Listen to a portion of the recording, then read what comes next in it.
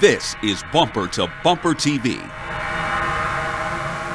Toyota now offers a three-pronged approach for drivers who want the sports car experience. The choices for 2023 are the GR Corolla, the 86, and the Supra.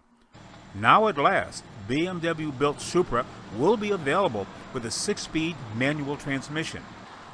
The lack of a stick shift was one of the key complaints from loyalists when the Supra was reintroduced a few years ago.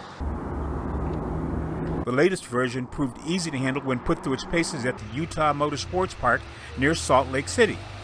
The transmission, built by ZF, is a sturdy rear-wheel drive gearbox.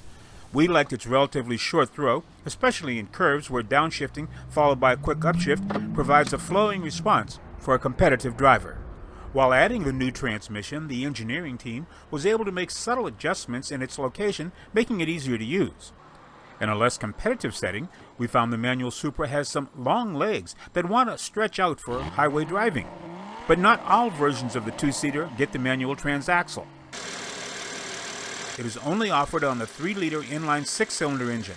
This power plant is rated at 382 horsepower and 368 pound-feet of torque.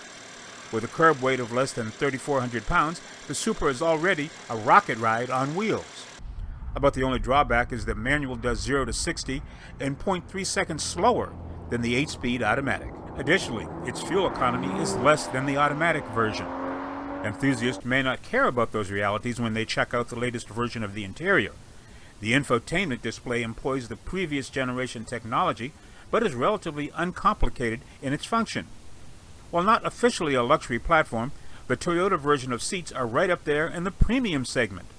The Supra fills the need for a true two-passenger sports car in the Toyota lineup.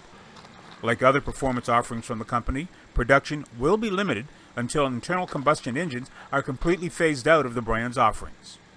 I'm Greg Morris.